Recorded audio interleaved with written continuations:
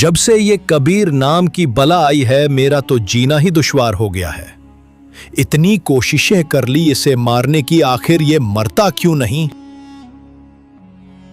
ये बात है उस समय की जब हिंदू और मुस्लिम दोनों धर्मों के काजी, मौलवी और पंडित कबीर परमात्मा को नदी में डुबाकर मारने की नाकाम कोशिश करते हैं। अरे इसकी बातें तो सारी सच है। ऐसे तो ये हमारी दुकानें बंद करवा देगा। आखिर इस कबीर को गीता जी के श्लोक कैसे याद है? ये तो अनपढ़ जुलाहा है।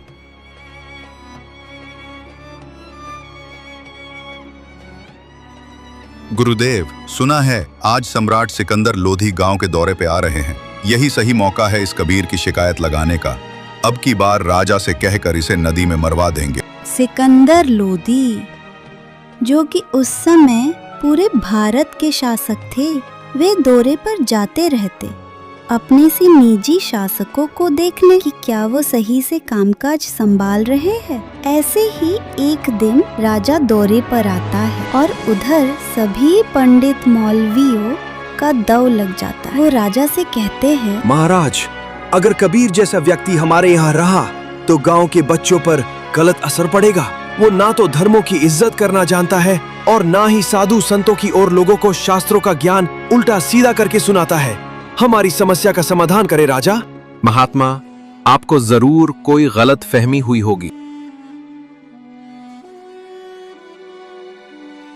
महाराज, गुरुदेव सही कह रहे हैं। उस कबीर ने सारी हदें पार कर रखी हैं। उसे तो निश्चय ही उस कबीर को नदी में डुबा देना चाहिए। उसे जीने का कोई अधिकार नहीं है महाराज।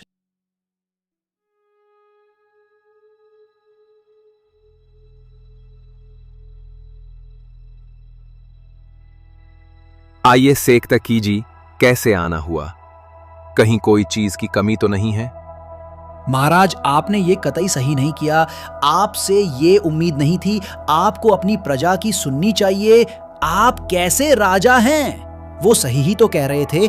उस कबीर जैसे व्यक्ति को जीने का कोई अधिकार नहीं है।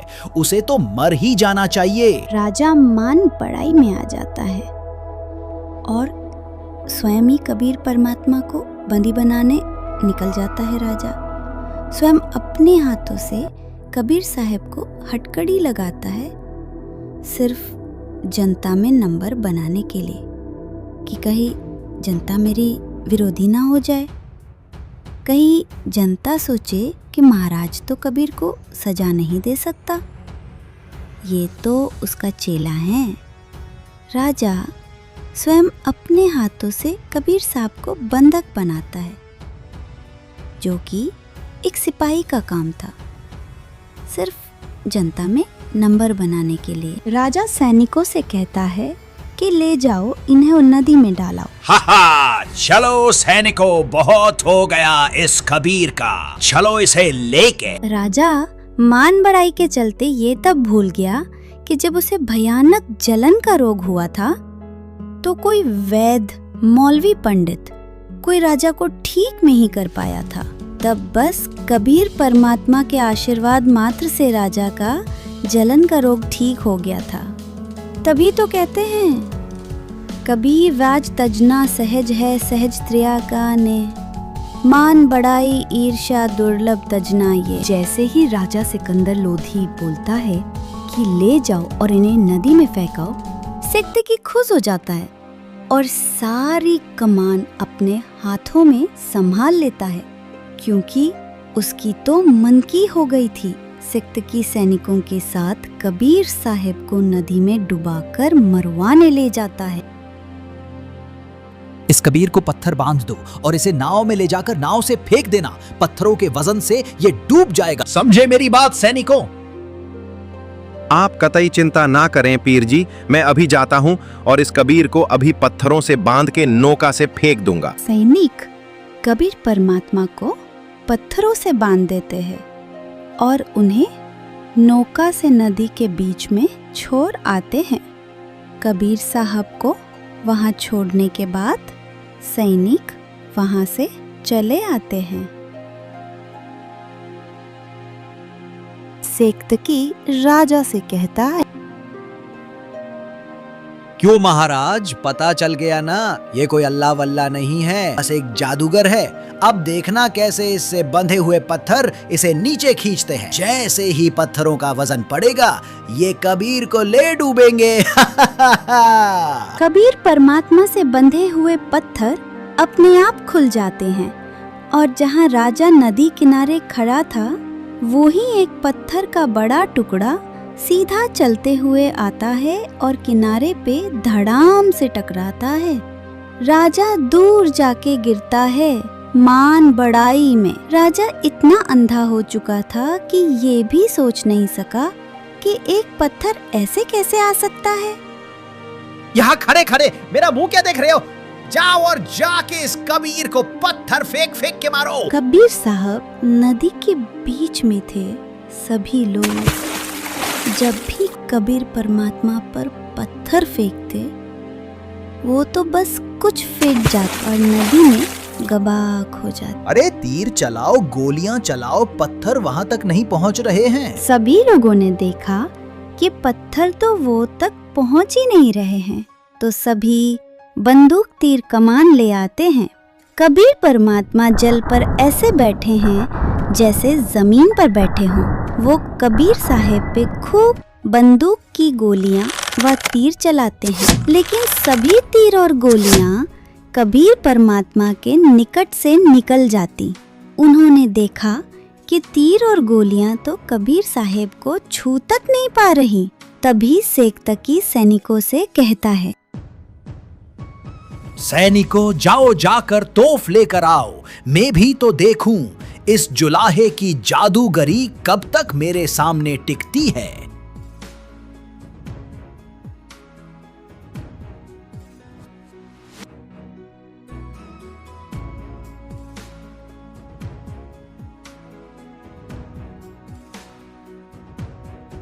जब बंदूक और तीरों से काम नहीं चला तो तोफ मंगाई जाती है।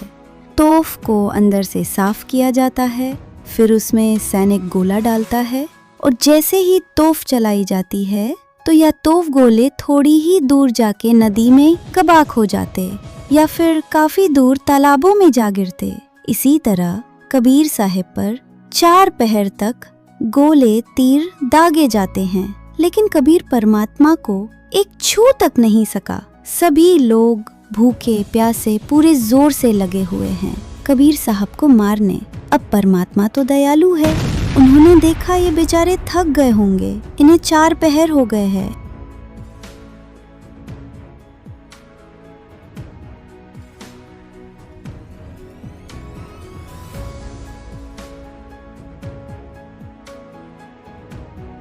चार पहर तक लगातार कबीर परमात्मा पर गोले दागे जा रहे। जहाँ भी गोले जाके गिरते वहाँ के तालाब सूख गए, खड्डे हो गए जमीनों पे। कबीर परमात्मा ने सोचा कि मैं ही जल के नीचे चला जाता हूँ, जिससे इन्हें लगे कि मैं डूब गया हूँ। ये वापस घर तो भी चले जाएंगे, कुछ खा पी लेंगे।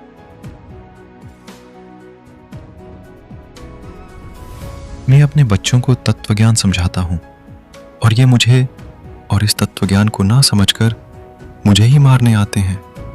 है तो मेरे ही बच्चे काल के रंग में रंगे हुए हैं।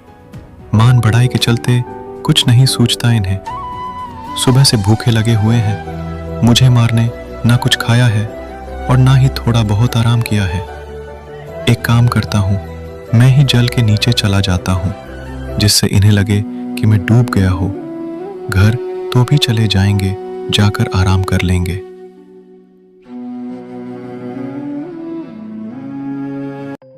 देखा देखा देखा तुमने, वो कभी डूब गया है। मर गया जुलाहा। महाराज देखा तुमने, उस कबीर को तो खेल ही खत्म हो गया है, अब नहीं बच पाएगा। वो नदी में काफी नीचे डूब गया है। अब तो नीचे मिट्टी कीचड़ में दब जाएगा, फिर नहीं निकल पाएगा बाहर। मुझे तो इतनी हंसी आ रही है उस जुलाहे पर। और परमेश्वर कबीर जी ने किसी को बद्दुआ नहीं दी, ना तो वो सारा 1 मिनट में नामो निशान नहीं पाता उनका, क्योंकि वो किसको श्राप दे और किसको बद्दुआ दे अपने बालकों को कभी बद्दुआ दी नहीं जा सकती माता पिता पे, ये सत्क्रम मान लो। चाहे ऊपर ले मन तक गाड़ी भी दे दे कोई, लेकिन जब दुखी होगा, जब रोना आया करे उसने, तो ऐसे ही उन्हें हमारे दुख का पता है कि भांग पी कर मेरा पीछे पड़ रहे और अपनी समर्थता दिखानी थी। भगवान अगर आम व्यक्ति होता, संत होता, तो मर जाता दरिया में इतना कुछ करने के बाद, और फिर भी न्योके न्यो रहे, और फिर भी आंख ना खुली। मरा नहीं, सारे तो अटकल अपना ली सारे तरीके, तो फिर भी ना माना। ये दानक दुल्हा भगवान है, क्योंकि वो दुल्हा उसमें था ना, गरीब था। और ये राजा होता रामकृष्ण ने रापा मान लिए, 5-4 घट दिए, 2-4 मार दिए, अरे आपा भगवान से दोगे? ये तो 2 लठ मार के कोई किसान बना लिया। यहाँ के तो नियम यहाँ पर है, और ऐसे भगवान से दोना, ये है समर्थता का खेल। देखियो कबीर साहब को परमात्मा सिद्ध करना, क्योंकि परमात्मा थे ही। अबदास को वो पर दया बख्शी, वो अपनी सारे लक्षण बताए। आज के जमाने में कबीर साहब को परमात्मा सिद्ध करना बालकों का खेल नहीं, और यूं ही हो गया, क्योंकि समर्थ थे, सच्चाई थी। सिला दरी जब नावे में बांधी गले कबीर, गरीब दास फंद टूटे कर ना डूबे जल नीर। परमात्मा के गले में पत्थर बांध दिया, और वो जब गंगा में डाले तो वो पत्थर टूट गया गले से। मालिक बैठ के नो जल के ऊपर दोबारा, और वो पत्थर जो था वहां से चलकर समुद्र, इसको ऊपर जल के ऊपर से चलकर वो पत्थर की शिला जहां सिकंदर लोधी खड़ा था उसकी तरफ आई, नौका ठानती जैसे नौका चला कर जंजन वाली, और आके उसके धड़ाम देसी लगी किनारे पे। सिकंदर 10 कदम पीछे गया, और फिर भी ना समझ में आई, पत्थर तिरका आवे, और भगवान ये डूबे नहीं तो और क्या क्या जुल्म किया इन्होंने। शिला चली सा ओरे को देखत काशी ख्याल, गरीबदास कबीर का आसन अदर हमाल।